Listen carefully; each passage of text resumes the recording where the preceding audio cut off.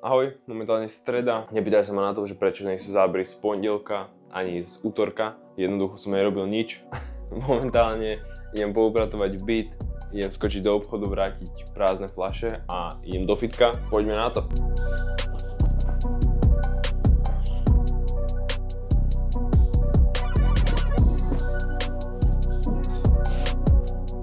Ak by sa ma niekto pýtal, že či sa mi na tom gauči spí dobre, tak áno, spí sa mi na ňom výborne, je to extrémne mäkké. Naozaj sa na ňom spí dobre. Poďme ďalej. Samozrejme, treba upratať aj tento otrasný bordel.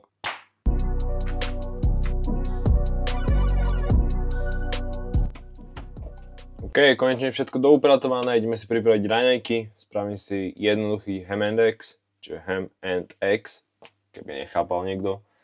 Robím to preto, mi to chutí, že by som nevedel variť.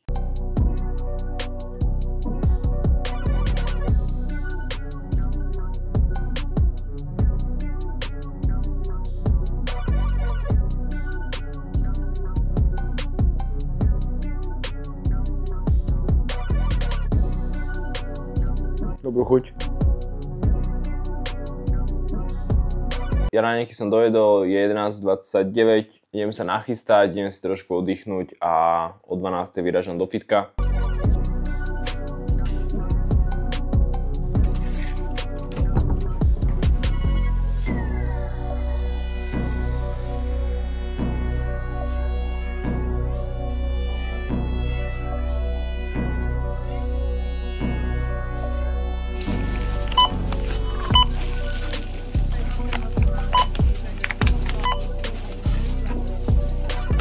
OK, takže je docvičené. Kúpil som si takéhoto impostora do bytu. Uvidím, či prežije cestu domov v tejto zime. Keď prežije prvé 4 dni, tak mu kúpim nový kvetináč. Momentálne je v takomto divnom. Tréning bol super, cvičil som bicykel asi nejakých 20 alebo 30 minút, čiže 10 km. Potom som dal ešte triceps a brucho. Chcel som viac, len včera sme boli cvičiť, zajtra ideme cvičiť, takže nechcem to teraz prehrotiť, že budem cvičiť každý sval 400 krát do týždňa. Takže dneska bol taký ľahší cardio tréning. Teším sa z tejto kvetinky, vybral som si takú náročnú. Poverím, že to je jak tujka a že momentálne ale stále bojujem s tým, že natáčam málo. Stále sa necítim komfortne natáčať vonku. Musím sa dostať ale za túto hranicu, lebo aj tak mi to nikto nerozumie.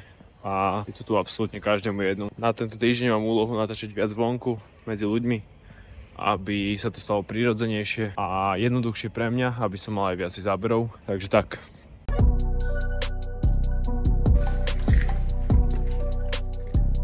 OK, som konečne doma.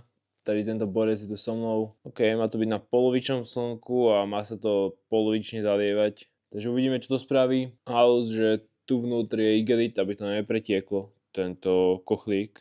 Good deal, good deal. Nájdem mu nejaké miesto. V obchode som si kúpil samé zdravé veci, lebo chcem si robiť zase a znova burgere, lebo streda je deň, kedy sa robia burgere, samozrejme, lebo všetko je iba dookola. Či už je to mäso s cestovinami, burgere, alebo kuracie sendviče, alebo kuracie mäso, alebo mozzarella. Takže toto je taký bonus k tomu všetkému zdravému jedlu, čo jem. Dneska je ešte na pláne druhý obchod, kde musím vrátiť tie fľaše, lebo som ich samozrejme zabudol. A strihať, natočiť ďalší TikTok a baví ma to. To je najdôležitejšie. Treba robiť to, čo ťa baví a naplňa a to ostatné príde samé. Som znel jak Mike Spirit. Prídu samé, mám to odskúšané. V rastlinke som našiel túto krásne miesto vedľa tohto skapatého kaktusu, ale dúfam, že sa mu to bude dariť a za 3 mesiace bude aspoň takýto veľký. Alebo som rozmýšľal, že keď začne rásť, že ho budem strihať do tvaru, že guličky. Chcem si stiahnuť zábery do počítača, aby som toho nemal v sobotu veľa. Mám v pláne si pozrieť nejaký film na odľahčenie, lebo mám pocit, že som zaseknutý v jednom kolobehu. To, že je 6 hodín, znamená len jednu jedinú vec a to znamená, idem robiť burgere, lebo je čas na večeru.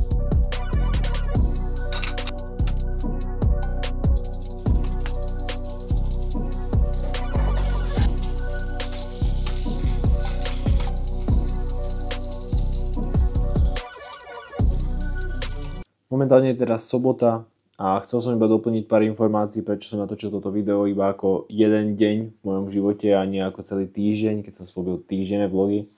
A je to veľmi z jednoduchého dôvodu a to je preto, že Všetky moje týždne sa momentálne opakujú, čiže som tu asi už tretí týždeň a je to stále to isté dookola a celkom by to unavilo mňa a takisto aj vás.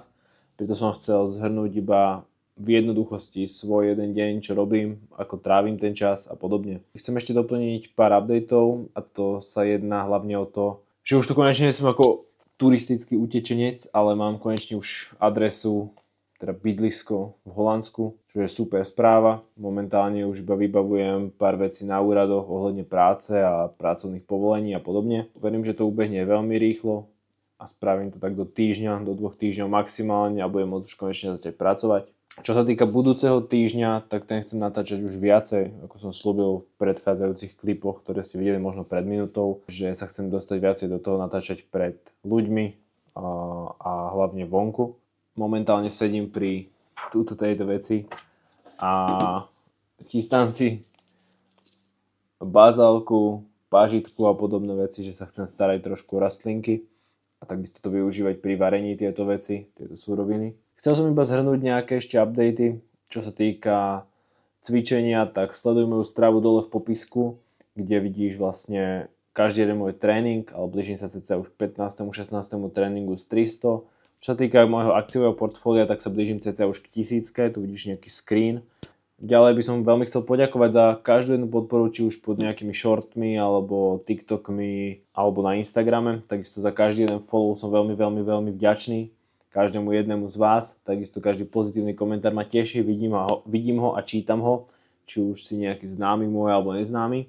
Vidíme sa ďalšiu nedeľu, ďalší týždeň o 17. Nezabudni dať like, odber, koment a nastav si hlavne ten zvonček, aby ti prišlo aj upozornenie k tomu, že mi vyšlo nové video.